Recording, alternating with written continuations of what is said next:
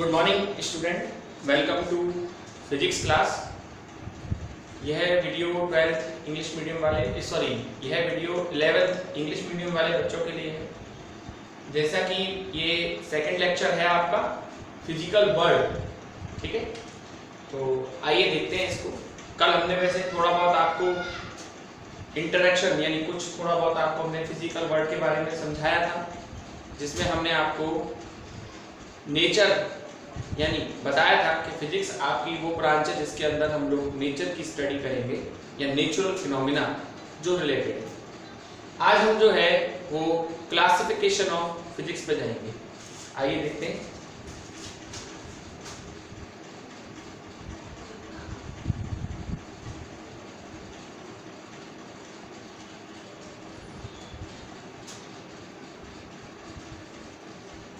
Classification of physics. देखिए physics का classification क्या है। जब जैसे जैसे डिस्कवरी हुई है वैसे वैसे इसको हमने डिवाइड किया है, यानी कि फिजिक्स में हुई खोजों के आधार पर या इन्वेंशन के आधार पर इसको हमने दो पार्ट्स में डिवाइड किया।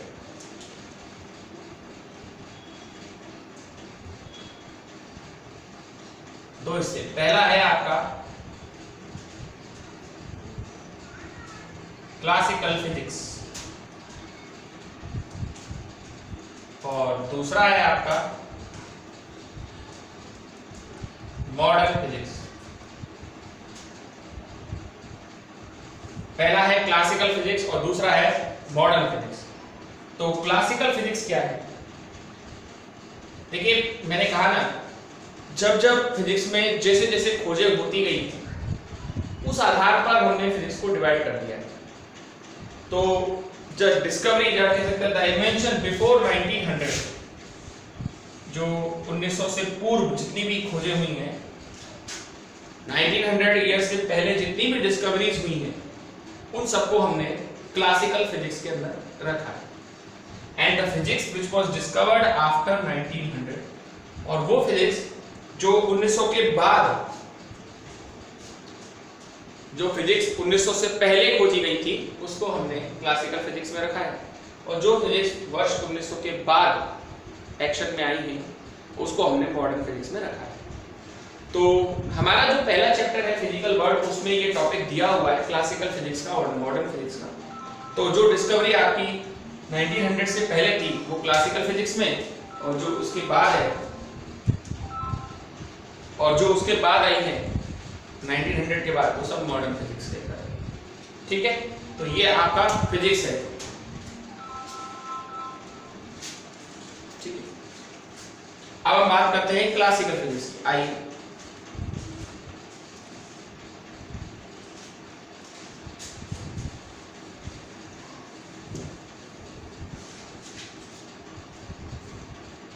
देखिए,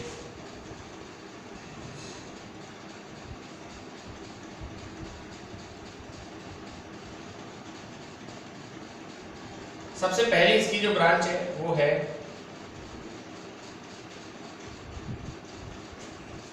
एक सेकेंड,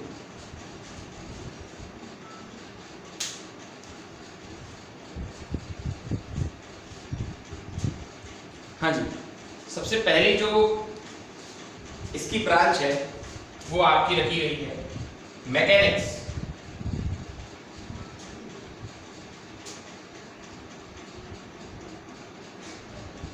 मैकेनिक्स क्या है आपको बता दूं। मैकेनिक्स में फिजिक्स में हम लोग मशीन की मेनली स्टडी करते हैं। In this branch of physics, ये 1900 से पहले रखी गई है। In this branch of physics we study about mainly the machine. हम मेनली मशीन के बारे में इसमें स्टडी करते हैं। मशीन जो भी ह्यूमन एफर्ट्स को रिड्यूस करती है। जैसे मैं आपसे सिंपल बात कहता हूं, दो तरह की मशीन है। एक तो होती है स्टैटिक्स और एक होती है डायनामिक्स। ठीक है, एक आपकी स्टैटिक्स होती है और दूसरी आपकी है डायनामिक्स। तो स्टैटिक्स क्या है? स्टैटिक्स आपकी फिजिक्स की वो ब्रांच है जिसके अंदर आप ऐसी मशीन्स की स्टडी करते हैं जो नॉन मूवेबल होती हैं, यानी मूव नहीं करती है, फिक्स होती है, तो वो आती है स्टैटिक्स के अंदर। और डायनामिक्स आपकी फिजिक्स की वो ब्रांच है जिसमें आप ऐसे पार्टिकल्स की या ऐसे ऑब्जेक्ट की स्टडी करते हैं जो मूव करते हैं, वो डायनामिक्स में जाते हैं। जो मूव नहीं करते हैं वो स्टैटिक्स में, और जो मूव करते हैं वो डायनामिक्स में।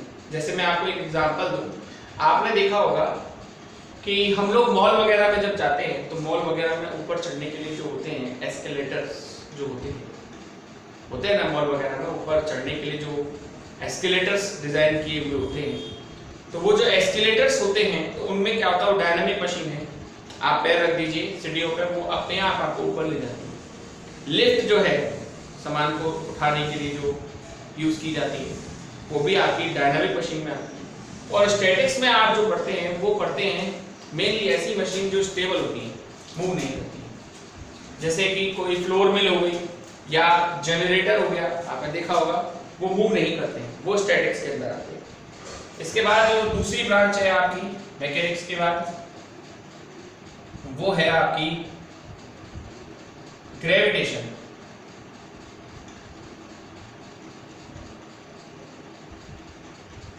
ग्रेविटेशन इसके अंदर फिजिक्स में आपके चैप्टर नंबर 3, 4 और 5, 6 इसी के अंदर आते हैं ये चैप्टर।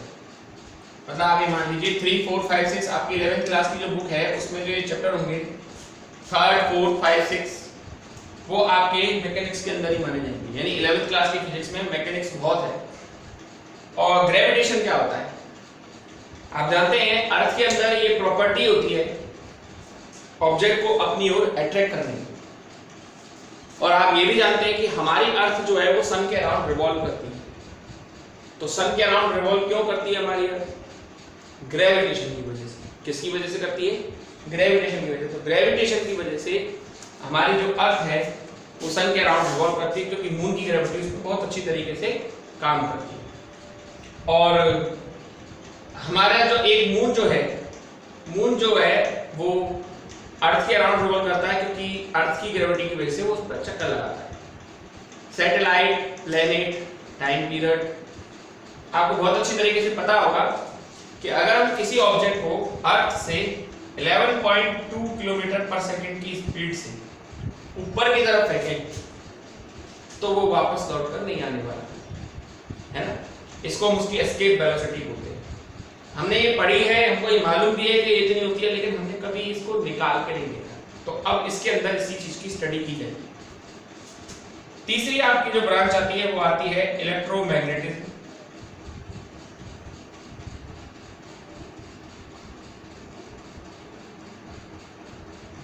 इलेक्ट्रोमैग्नेटिज्म क्या है? इलेक्ट्रोमैग्नेटिज्म में दो चीज हैं, एक इलेक्ट्रिसिटी और एक मैग्नेटिज्म। यानी आपने ये भी पढ़ा था छोटी क्लास में, 10th क्लास में पढ़ा था कि अगर आप किसी कंडक्टर के अंदर इलेक्ट्रिक करंट फ्लो कराएं तो उसके चारों तरफ मैग्नेटिक फील्ड प्रोड्यूस हो जाता है। In this branch of physics you mainly study about the charges and the field produced by them. आप ज्यादातर इसमें चार्जेस के बारे में या उनसे प्रोड्यूस्ड फील्ड के बारे में डिस्कशन करेंगे। आपने एक एक्सपेरिमेंट भी पढ़ा होगा, जैसे हम लोग बड़ा फेमस है फैराडे एक्सपेरिमेंट। उसमें ये कॉइल होती है इस तरह से, इसको ये गैल्वेनोमीटर से कनेक्ट कर देते हैं, और जैसे ही किसी मैग्नेट को उसके पास लेके जाते हैं नॉर्थ और साउथ को, तो यहाँ क्या आता है, आपका डिफ्लेक्शन शो करता है ना। इसके पास ले जाओ, दूर ले जाओ, लेकिन ये आपको डिफ्लेक्शन दिखाता है। तो ये इलेक्ट्रोमैग्नेटिज्म के अंदर आता है ये सारा कुछ, है ना। अब ये ऐसा होता है, आपको बताया गया होगा 10th क्लास में, इसको इलेक्ट्रोमैग्नेटिक इंडक्शन कहते हैं। आपको पता है इलेक्ट्रिसिटी रिस्पांसिबल होने के लिए, इलेक्ट्रिसिटी के जनरेशन के लिए, आपने जनरेटर में ही पढ़ा होगा, दो बहुत बड़े बड़े फील्ड मैग्नेट्स होते हैं जिसके अंदर हम आर्मेचर को घुमा के इलेक्ट्रिसिटी प्रोड्यूस करते हैं। ये चैप्टर हालांकि 12th में, ये वाला आपकी फिजिक्स का 8th चैप्टर है। ये जो चैप्टर है वो 12th क्लास में है, इसको 11th क्लास में नहीं रखा। मैं आपको फिजिक्स का क्लासिफिकेशन बता रहा हूं कि फिजिक्स को कितने हिस्सों में बांटा गया है और कैसे कैसे इसका सिस्टम चल रहा है ना।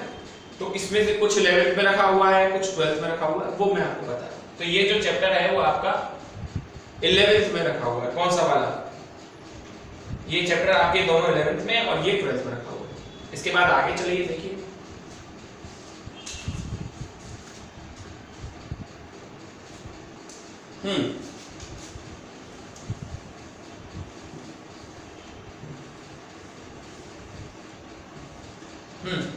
अगला जो हमारा टॉपिक है वो है 4th नंबर पर ऑप्टिक्स। ऑप्टिक्स क्या है? ऑप्टिक्स आपकी फिजिक्स की वो ब्रांच है जिसके अंदर आप लाइट की स्टडी करेंगे। लाइट या लाइट से रिलेटेड फिनोमेना कुछ तो पढ़ के भी आए हैं ना, जैसे रिफ्लेक्शन आपने पढ़ा है, रिफ्रैक्शन आपने पढ़ा है, इंटरफेरेंस आपने पढ़ा है, डिफ्रैक्शन आपने पढ़ा है, पोलराइजेशन पढ़ा है। ठीक है, ये आपने इसके अंदर स्टडी की है, ठीक है ना। तो ये तो है ही है। तो ये आपने कुछ इसमें रिफ्लेक्शन और रिफ्रैक्शन के बारे में आप जानते हैं, स्कैटरिंग भी पढ़ा था, सब कुछ पढ़ा था, लेकिन ये तीन कुछ नया है। मैं एक छोटी सी बात पूछता हूँ, आपने लेंस फॉर्मूला पढ़ा होगा, तो ये है 1/v बराबर 1/v माइनस 1/u बराबर 1/f। ये आपने मिरर फॉर्मूला पढ़ा होगा, 1/v प्लस 1/u बराबर 1/f। लेकिन अब आप मुझे ये बताइए, आपने भले ये फॉर्मूला पढ़ ली, लेकिन आपने कभी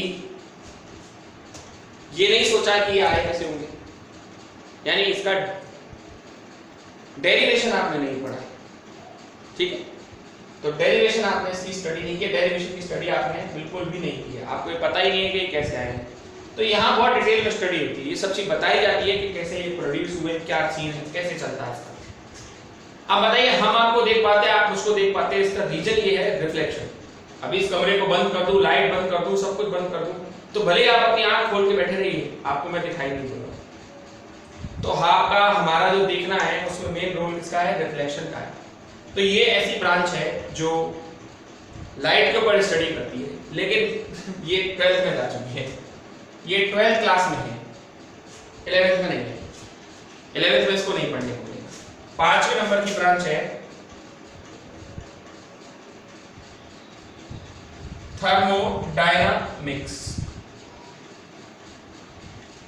मैं आपसे एक बात कहता हूं, थर्मोडायनामिक्स, आप किसी टेबल पर एक गिलास ठंडा पानी रख दें, बिल्कुल आइसी कोल्ड वाटर, और उसी टेबल पर 1 कप चाय रख दें, तो थोड़ी देर बाद आपकी स्टेटमेंट क्या होगी?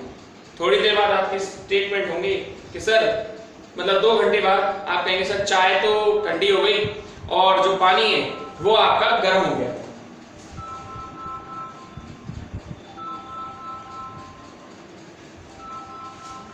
आपका स्टेटमेंट होगा कि पानी जो है वो गर्म हो गया। इसका रीजन बहुत छोटा सा है। रीजन ये है कि भाई देखिए, हीट का एक्सचेंज होता है, एक्सचेंज ऑफ हीट। तो इस ब्रांच के अंदर आप लोग ट्रांसफर ऑफ हीट पढ़ेंगे।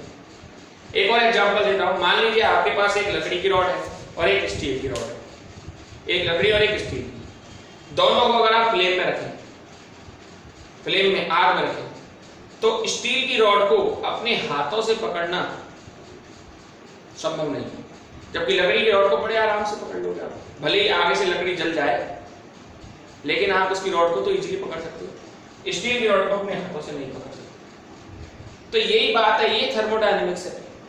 थर्मोडायनेमिक्स आपकी फिजिक्स की ऐसी ब्रांच है जिसमें exchange of heat, different law of thermodynamics, इन चीजों के बारे में इसमें स्टडी होती है। तो ये था बच्चों आप लोगों का क्लासिकल फिजिक्स। इसे आप देखिए, ढंग से देखिए और वीडियो को कई बार देखिए। कल तो मैंने इससे रिलेटेड कोई नोट्स पोस्ट नहीं किए थे, पर आज से मैं नोट्स भी आपको पोस्ट करना चालू करूंगा। नोट्स भी आप पढ़िए और एक फेयर कॉपी में उसको मेंटेन कीजिए, ठीक है। वीडियो को कई बार देखिए, और अगर वीडियो से रिलेटेड कोई क्वेश्चन आपके दिमाग में बनता है, कोई चीज आपको पूछनी हो, तो उसी में हमारा ग्रुप में नंबर है, आप हमसे चैट करके या फिर टेलीफोनिक आप हमसे उस प्रॉब्लम को अपनी को रिजॉल्व कर सकते हैं। Okay, that's all for today.